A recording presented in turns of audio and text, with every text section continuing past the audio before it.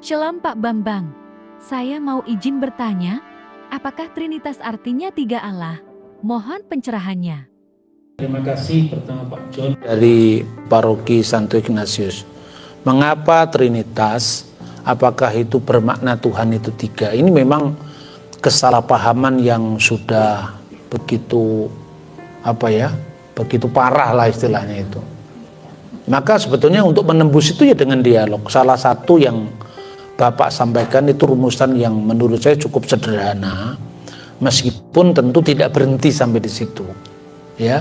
Sebab begini, kalau misalnya kita membaca dalam teks kitab suci, seperti roh manusia yang ada dalam diri manusia, begitu roh Allah menyelidiki segala sesuatu. Di sini ada semacam paralelisasi bahwa roh Allah itu rohnya Allah sendiri yang berdiam kekal dalam diri Allah bersama dengan Sang Firman, kan begitu.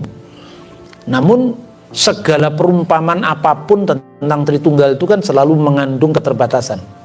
Karena kalau pribadi manusia itu kan terbatas. Jadi misalnya antara kita, ya wujud kita dengan roh kita, dengan pikiran kita kan tidak bisa berkomunikasi. Karena apa? Karena itulah manusia kesepian. Tapi antara Bapa, Putra dan Roh Kudus, Allah, firman-Nya dan rohnya itu bisa berkomunikasi. Itu yang namanya perikoresis, saling mendiami satu sama lain. Maka disitulah misteri itu mengungkapkan tentang keabadian Tuhan. Allah itu kasih misalnya. Kalau Allah itu kasih, berarti kasih Allah itu sekekal Allah dong. Karena kasih itu kan memiliki objek. Harus ada objek. Ada yang masih, ada kasih, dan ada yang dikasih. Lah kalau kasih itu tidak kekal, berarti kasih Allah bertepuk sebelah tangan. Lah siapa yang dikasih Allah? Ya manusia, ya malaikat loh. Malaikatnya belum ada, manusianya belum ada, yang dikasih siapa? Yang dikasih ya Sang Firman. Lah itulah misteri Yohanes pasal 17 itu. Ya makanya Yesus itu sudah ada sebelum segala sesuatu ada, dan itu adalah sebuah pusat-pusat kesadaran dalam diri Tuhan yang nantinya terpaksa kita sebut sebagai persona. Sekalipun kata person dalam bahasa Inggris itu kan sebetulnya sudah rusak itu. Ketika Sigmund Freud menemukan teori psikoanalisa itu kan akhirnya yang dulunya dimaknai sebagai pusat kesadaran secara metafisik, ya, metaphysical personality menjadi psychological personality. Nah, apa yang Bapak sampaikan itu paling tidak secara dasar ya seperti itu.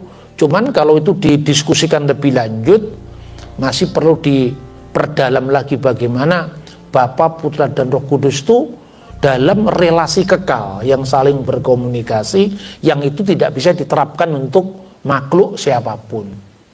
Tuh.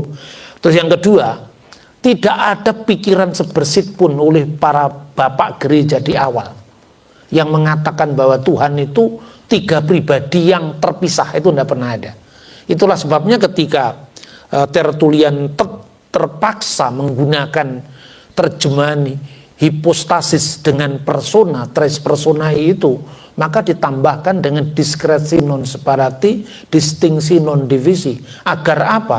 Agar pribadi yang dimaknai untuk Tuhan itu tidak sama dengan pribadi ciptaan yang terpisah dengan segala keterbatasannya. Oke Pak Bambang, penjelasan Anda sangat mencerahkan dan menguatkan iman kami. Terima kasih, Tuhan Yesus memberkati.